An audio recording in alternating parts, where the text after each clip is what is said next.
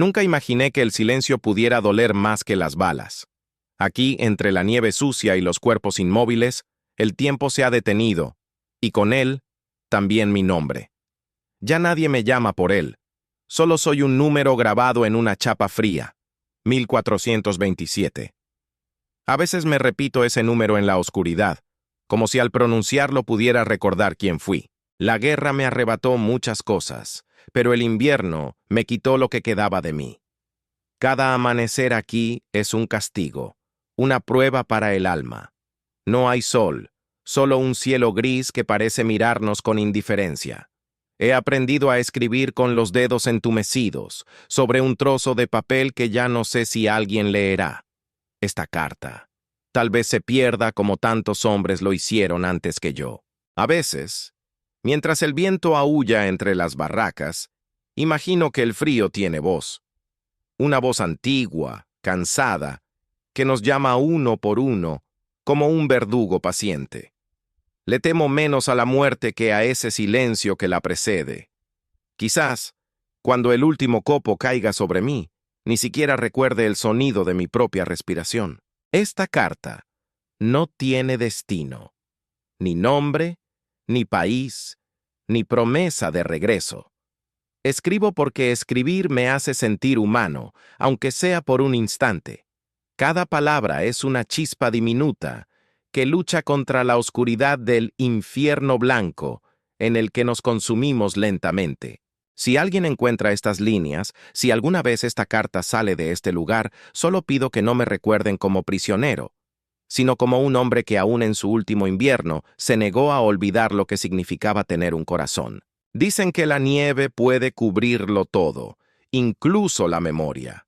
Aquí, donde cada respiración duele como una cuchillada, intento escribirte, aunque no sé si mis palabras alguna vez encontrarán su camino fuera de este infierno blanco. Me llamaban Thomas Evans, soldado del 13 Regimiento Británico, capturado en algún lugar entre el hielo y el miedo.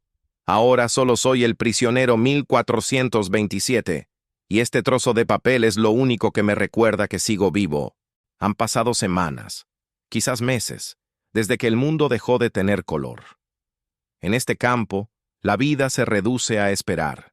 Esperar el pan, el turno, la muerte.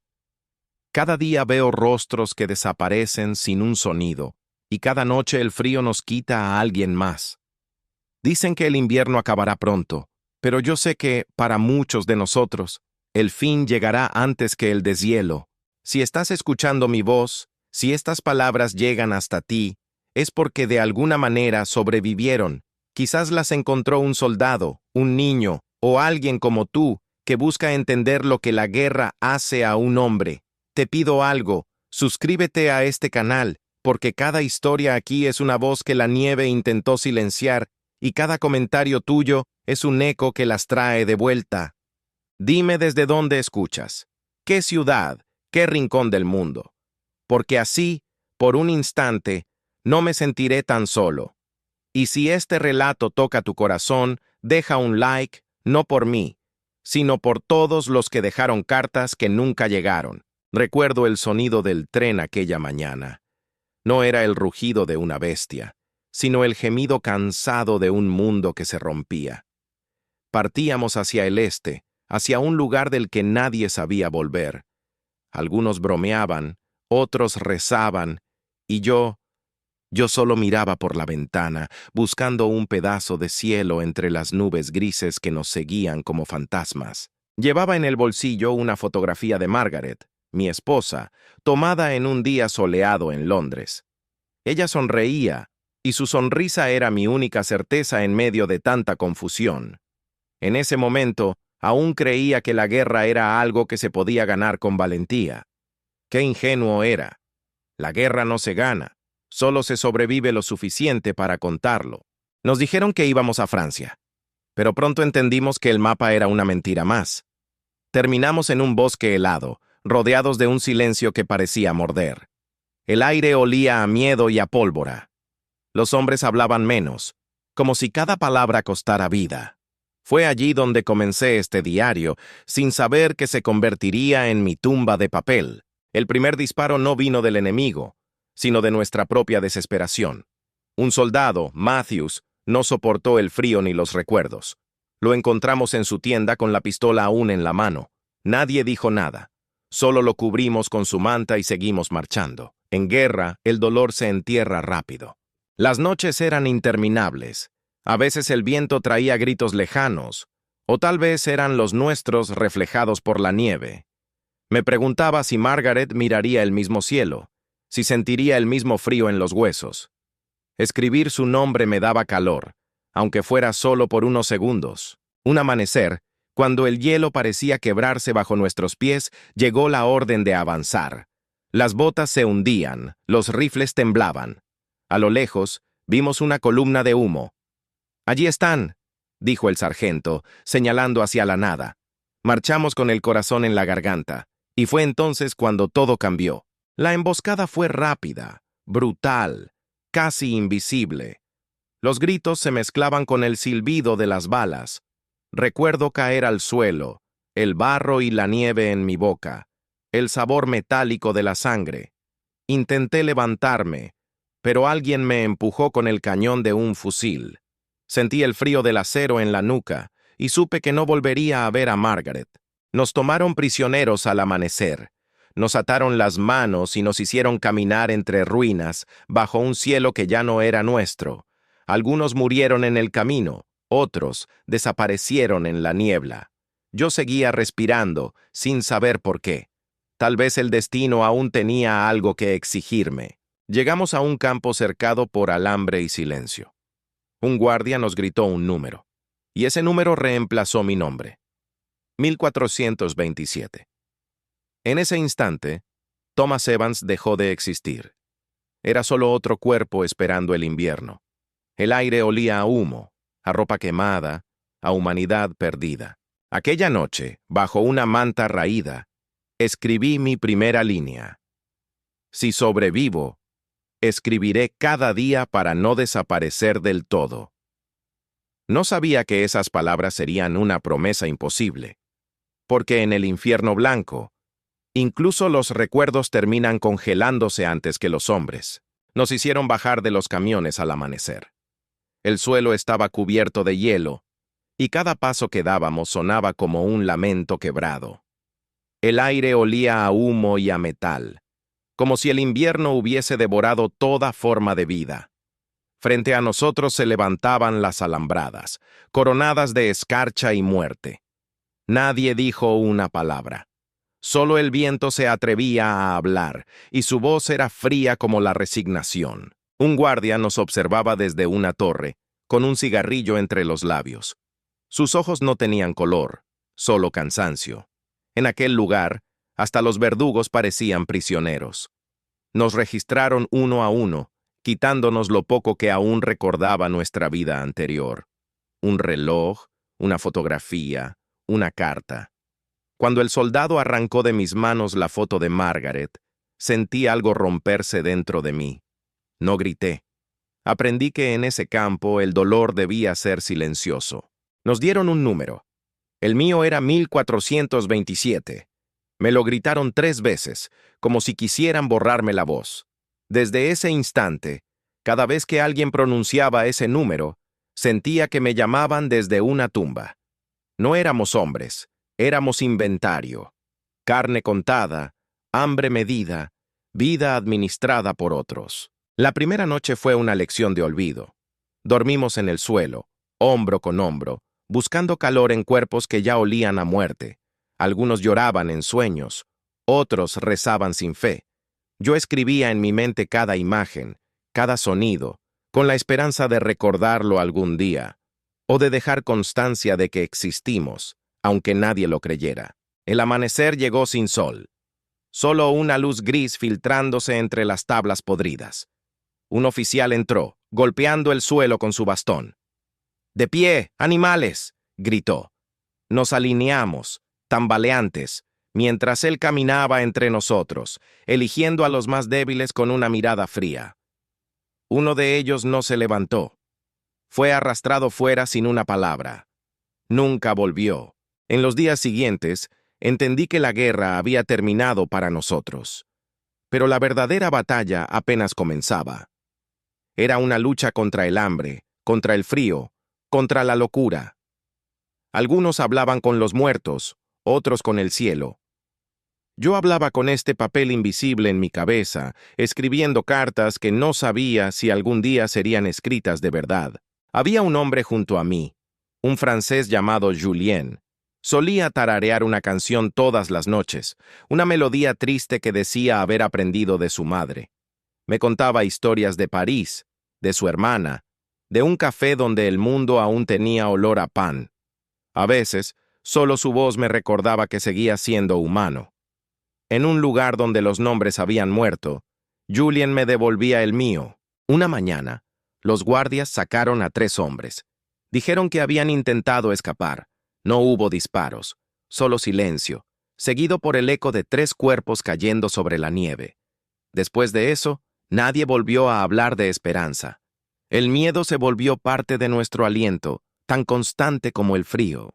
Cada día era igual. Comíamos una sopa que sabía a nada, trabajábamos hasta que los dedos sangraban y regresábamos a las barracas con los ojos vacíos. El tiempo no pasaba, simplemente se congelaba. A veces pensaba en escribir una carta a Margaret, pero no sabía qué decirle. ¿Cómo se describe un lugar donde incluso los sueños mueren? Aquella noche, cuando todos dormían, robé un pedazo de carbón del fuego y escribí en una pared: aquí, los hombres se convirtieron en sombras. No sabía por qué lo hice. Tal vez era mi manera de asegurarme de que, si algún día alguien encontraba esas palabras, supiera que dentro de este infierno blanco, hubo una vez un hombre que recordó cómo era sentir. El tercer mes en el campo comenzó sin aviso. Aquí no existen calendarios, solo el lento desgaste de los días idénticos. El amanecer no trae esperanza, solo una nueva dosis de frío. Cada mañana, cuando abren las puertas y nos empujan hacia el trabajo, siento que el aire me corta la piel como si tuviera filo. El invierno no ha terminado, y dudo que alguna vez lo haga. Trabajo cargando piedras que no van a ninguna parte. Las apilamos, las movemos, las volvemos a apilar. Nadie sabe por qué. Quizás sea una forma de mantenernos ocupados mientras la mente se desmorona.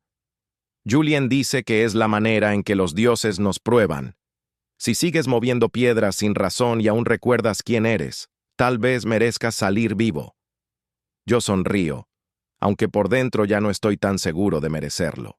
Julien se ha convertido en mi sombra. Compartimos el pan, el silencio y los pensamientos. Él escribe canciones en el aire con los dedos, imaginando que tiene un piano frente a sí. Dice que su madre le enseñó que la música puede sobrevivir a cualquier guerra. Yo le creo, porque cada noche su voz hace que las barracas suenen menos como una tumba. A veces, mientras los demás duermen, hablamos de lo que haríamos si saliéramos de aquí.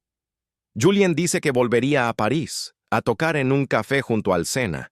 Yo, en cambio, no sé si tengo un lugar al que volver. Margaret tal vez piense que morí. Tal vez ya aprendió a vivir sin mí. Es extraño. Duele menos imaginarla viva con otro que pensarla muerta esperándome. Un día, un nuevo prisionero llegó. Era un muchacho joven, con los ojos azules y las manos temblorosas. No hablaba, solo miraba al suelo. En su chaqueta aún llevaba una insignia inglesa, lo que despertó sospechas entre los guardias. Julien me susurró: «Cuídalo, parece uno de los nuestros». Desde entonces, lo protegimos como pudimos, aunque sabíamos que proteger a alguien aquí era como intentar calentar la nieve con las manos.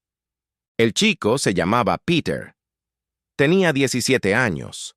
Una noche me dijo en voz baja: «Señor, ¿usted cree que Dios nos ve?». No supe qué responder. Le mentí diciendo que sí, que todo tenía un propósito. Pero mientras lo decía, sentí que la fe se me escurría entre los dedos como el vapor de nuestra respiración en el frío. Tal vez Dios había dejado de mirar este lugar hacía mucho. El hambre nos convirtió en sombras. Algunos hombres comenzaron a intercambiar trozos de pan por favores, por abrigo, por silencio. Julien y yo decidimos compartirlo todo, incluso el miedo. En la oscuridad, él me confesó que había visto morir a su hermano en la invasión de Francia. No lloré entonces, dijo, pero cada noche aquí, siento que muero por él una vez más. Una mañana, mientras descargábamos troncos, un guardia golpeó a Julien sin motivo. Lo vi caer sobre la nieve, su rostro manchado de sangre. Corrí a ayudarlo, pero un rifle me detuvo. Me obligaron a mirar mientras lo arrastraban fuera. Sus ojos me buscaron una última vez y en ellos vi algo que me heló más que el invierno. Paz. No volvió. Nadie preguntó. Nadie lo haría. Esa noche, el campo estuvo más silencioso que nunca. El viento soplaba entre las tablas, pero yo solo escuchaba la melodía que Julien solía tararear. Me prometí escribirla, aunque fuera con carbón, aunque mis dedos sangraran. No podía dejar que su voz se perdiera en el vacío. Esas notas eran lo más parecido a un alma que aún quedaba aquí. Desde entonces, escribo no solo por mí, sino por él, y por todos los que no pudieron hacerlo. Cada palabra que trazo es un acto de rebeldía, una chispa en medio de la nieve. Si esta carta algún día llega a alguna parte, que sepan que, incluso en el infierno blanco, hubo hombres que recordaron cómo era amar, soñar y cantar. El frío cambió de voz aquella mañana.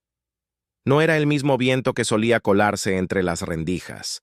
Había algo nuevo en él, algo que olía a final. Los guardias estaban más tensos, los perros más inquietos, y nosotros, los hombres que ya no éramos hombres, caminábamos con la sensación de que el día nos observaba desde lejos, esperando para elegir a sus muertos. Desde la desaparición de Julien, todo había perdido sentido. Yo hablaba menos, comía menos, soñaba menos. El campo parecía más grande, más vacío. Peter se aferraba a mí como a una sombra, y cada vez que el hambre nos hacía temblar, él murmuraba el nombre de su madre como si fuera una oración. A veces me unía a él, aunque no recordaba ya cómo se rezaba. El trabajo de ese día fue distinto. Nos enviaron al bosque a cortar leña, aunque ya no quedaban árboles cerca. Era un castigo disfrazado de tarea. El aire era tan frío que las lágrimas se congelaban antes de caer. Peter tropezó varias veces, y uno de los guardias le gritó algo en alemán que no comprendimos. Cuando no respondió, el golpe vino seco, metálico, y el muchacho cayó sobre la nieve como si el mundo lo hubiera soltado de repente. Intenté correr hacia él, pero me sujetaron. Grité su nombre hasta quedarme sin voz, mientras el cuerpo de Peter quedaba allí, inerte, una mancha oscura en medio del blanco. El guardia me golpeó en la espalda y sentí el hueso crujir, pero el dolor físico ya no dolía. Dolía más la certeza de que cada día nos arrancaban una parte del alma, una historia, una voz. Esa noche, me senté junto al muro, con las manos temblorosas. Miré el cielo por una rendija y vi algo que creí olvidado. Estrellas. Pequeñas, distantes, indiferentes. Me pregunté si Julien y Peter podrían verlas desde donde estaban. Entonces comprendí que mientras yo pudiera escribir, ellos seguirían existiendo en algún rincón de este infierno blanco. Arranqué un pedazo de tela de mi uniforme y lo guardé. Con un trozo de carbón tracé las primeras palabras de lo que sería mi carta final. No sabía aún a quién la dirigiría. Tal vez a Margaret, tal vez al mundo, o tal vez a nadie. Pero sentí, por primera vez en meses, que tenía un propósito: dejar constancia de que no fuimos solo cuerpos sin nombre. Los días siguientes fueron una sucesión de silencio y fiebre. Mi herida en la espalda se infectó y el dolor se volvió una presencia constante. Cada respiración era una batalla, cada paso una condena. Pero en medio del sufrimiento descubrí algo extraño. Cuanto más me acercaba a la muerte, más nítidos se volvían los recuerdos. Margaret riendo bajo la lluvia, el olor a pan caliente, el sonido de Julien cantando en la oscuridad. Una noche, un guardia entró con una linterna y revisó nuestras literas. Me quedé quieto, ocultando el trozo de tela bajo el cuerpo. Si lo encontraba, me matarían sin dudar. Cuando su luz pasó sobre mi rostro, contuve la respiración. Por un segundo, nuestros ojos se cruzaron. En los suyos, no vi crueldad, sino cansancio, el mismo que llevaba dentro. Se fue sin decir nada, y yo seguí vivo una noche más. Con el poco carbón que quedaba, escribí una frase. Si esta carta sobrevive, que el mundo sepa que incluso en el infierno hubo amor. Cada palabra ardía más que el frío. Era como si Julian, Peter y todos los que ya no estaban escribieran conmigo. Esa carta no era solo mía, era la voz colectiva de los olvidados. Cuando el amanecer llegó, comprendí que el invierno no era un enemigo, era un testigo blanco, silencioso, que guardaría mis palabras cuando mi cuerpo no pudiera hacerlo más. Fue entonces cuando supe que debía escribir hasta el final, aunque nadie la leyera, aunque nunca llegara, porque a veces escribir es la única forma de seguir existiendo. No sé cuánto tiempo ha pasado desde que comencé esta carta. Aquí, los días ya no existen. Solo hay noches largas y amaneceres sin luz. El frío se ha metido en mis huesos, y siento que mi cuerpo se convierte lentamente en parte de este lugar.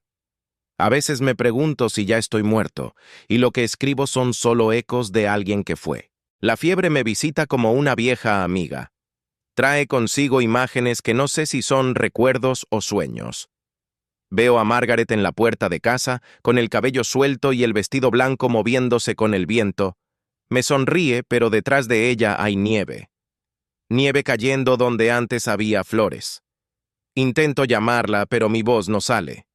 Todo lo que puedo hacer es escribir su nombre. Peter y Julian vuelven a veces en mis delirios. Los veo sentados junto al fuego que nunca existió, riendo, compartiendo un pan que nunca tuvimos.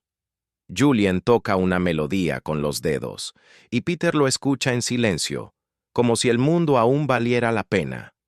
Cuando despierto todo se disuelve. La barraca sigue igual, fría, inmóvil, vacía. Mi herida huele mal. El dolor es constante, pero ya no me asusta. Es un recordatorio de que sigo aquí, de que todavía tengo algo que perder. A veces creo oír pasos a mi alrededor, pero cuando abro los ojos no hay nadie. Tal vez sean los que se fueron, regresando por sus cuerpos. Tal vez sea mi mente quebrándose al fin. Fuera, el invierno sigue rugiendo. Las barracas crujen, y la nieve entra por las grietas como un ladrón silencioso. La mayoría ya no habla. Nos comunicamos con miradas, con gestos lentos. Un hombre alemán me ofreció un trozo de pan esta mañana. No dijo nada, pero en sus ojos vi el mismo miedo que en los nuestros. Aquí, la guerra ya no distingue bandos. La noche pasada soñé con el mar. El sonido de las olas me despertó con lágrimas en los ojos. Hacía tanto que no recordaba el agua en movimiento, el olor a sal. Quizás el mar sea el opuesto del invierno. Donde el frío congela, el mar perdona. Le pedí a Dios, si aún escucha, que me deje verlo una vez más, aunque sea en mis últimos pensamientos. Esta carta crece como un árbol en la oscuridad. Raíces hechas de dolor, ramas de memoria. Cada palabra me acerca un poco más a mí mismo, aunque el cuerpo se apague. He comprendido que escribir no es buscar esperanza, sino dejar constancia del alma. Si estas líneas sobreviven, que sepan que aquí, incluso congelado, un hombre siguió sintiendo amor.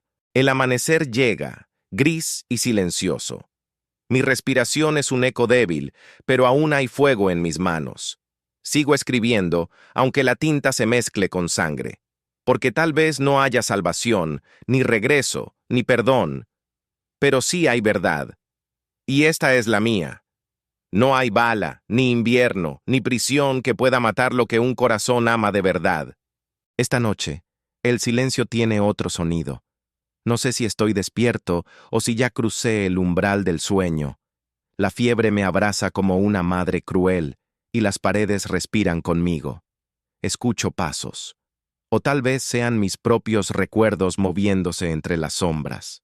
Cada sonido, cada suspiro, es un pedazo de lo que fui. Margaret está aquí. La veo, de pie frente a mí, con su abrigo azul y las manos extendidas. Su rostro no ha cambiado. Me habla con los ojos, como siempre hacía cuando no queríamos que el mundo nos oyera. Ya casi es primavera, Tom, me dice, y por un instante lo creo. Cierro los ojos y el frío desaparece. Hay flores, hay viento, y por fin respiro sin dolor. Pero cuando los abro, el mundo vuelve a ser blanco. El techo gotea escarcha, y la voz de Margaret se queda suspendida, como una melodía inacabada. Intento escribir, pero el carbón se rompe entre mis dedos. Mis manos están negras, temblorosas. No importa. Ya no escribo con tinta, sino con lo que me queda de alma. Recuerdo la última vez que la abracé. Fue en la estación, bajo una lluvia que olía a carbón. Le prometí regresar y ella sonrió con esa calma que solo tienen las mujeres que aman de verdad. No supe entonces que ese adiós sería eterno. Ahora entiendo que cada guerra es, en el fondo, una historia de promesas rotas. El hambre ya no duele. El cuerpo se acostumbra a desaparecer poco a poco. Lo que duele ahora es lo que no fue. Los hijos que no tuvimos, los inviernos que no compartimos, las risas que el ruido de las bombas nos robó. Margaret, escribo. No sé si fui un buen hombre, pero te amé más allá de la cordura, más allá de la guerra. El viento sopla dentro de la barraca, levantando la ceniza de los fogones apagados. Y entre ese polvo gris, creo verlos. Julian, Peter, Matthews, todos están ahí, sonriendo, esperándome. No me asustan. Me saludan con una calma extraña, como si el dolor no existiera donde ellos están. Quizás allí no haya números, ni uniformes, ni hambre. Trato de incorporarme, pero el cuerpo no responde. Las piernas son de piedra. Siento el pulso débil, la respiración breve. Me doy cuenta de que mi carta está incompleta. Falta una última línea, algo que explique todo esto, que le dé sentido al sufrimiento. Pero las palabras no llegan. Tal vez el silencio sea la única verdad que me queda. Respiro por última vez el aire de este lugar. El olor a hierro, a humedad, a vida que se apaga. Cierro los ojos y pienso en todos los hombres que no dejaron cartas, que murieron sin decir su nombre. Yo tuve la suerte de escribir, de existir por un instante más. Y si alguien encuentra esto, que sepa que la guerra no mata con balas, sino con olvido. Ya no siento frío. El viento se detiene. El mundo se vuelve ligero, como si la nieve flotara dentro de mí. Veo luz, pero no viene del cielo, sino de ella, de Margaret. Me inclino hacia su abrazo y antes de irme trazo una última frase en la tela. A veces perderse en la nieve es la forma más pura de volver a casa. Margaret vuelve. Esta vez se acerca. Puedo sentir su calor, su perfume. Me toma la mano, y su tacto no quema, sino que cura. Shh. Ya está bien, Tom. Susurra. Y entonces comprendo. Ella no vino desde Londres, vino desde el otro lado. No es recuerdo, es destino. Ha venido a buscar. Décadas después, cuando la guerra ya era historia y los nombres se habían borrado de las lápidas, un grupo de soldados encontró un pequeño campo abandonado en el norte. La nieve cubría todo, como si el tiempo hubiera querido ocultar sus pecados. Entre los restos de una barraca, uno de ellos vio algo. Un trozo de tela ennegrecida, doblada con cuidado. Dentro había palabras. Palabras escritas con carbón y sangre. Las letras estaban casi borradas, pero aún podían leerse. En la parte superior, una inscripción. Prisionero 1427. Nadie supo quién fue. No había registros, ni nombres, ni fotografías. Solo aquella carta. Uno de los hombres la guardó, con manos temblorosas, sabiendo que sostenía algo más que un trozo de tela. Sostenía una vida entera comprimida en palabras. Esa noche, junto al fuego, comenzaron a leerla. La voz del lector temblaba, no por el frío, sino por la humanidad que emanaba de cada línea. En aquel silencio, todos escucharon a Thomas sin saber su nombre. Era la voz de miles, la confesión de un hombre que había amado y sufrido, y que había encontrado la paz en medio del infierno. Cuando el lector terminó, nadie habló. El fuego se reflejaba en los ojos de los presentes, y por un momento, la guerra dejó de ser una historia lejana.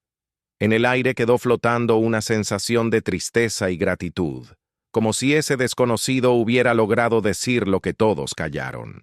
A la mañana siguiente, enterraron la carta bajo una cruz improvisada. No pusieron nombre, solo una palabra escrita con el cuchillo en la madera.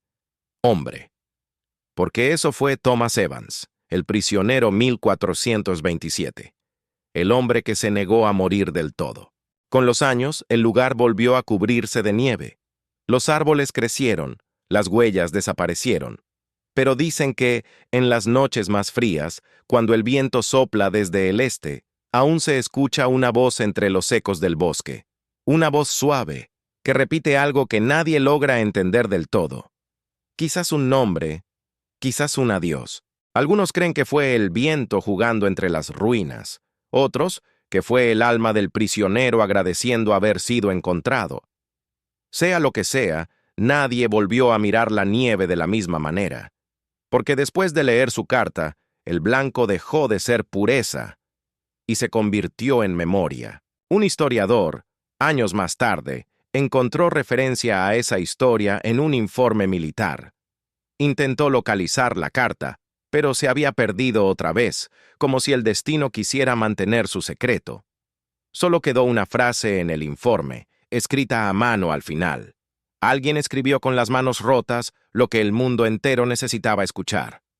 Y así, la carta del prisionero 1427 se convirtió en un eco que viaja con el viento, que sobrevive al olvido, que recuerda al mundo que incluso en los lugares más oscuros, hubo luz.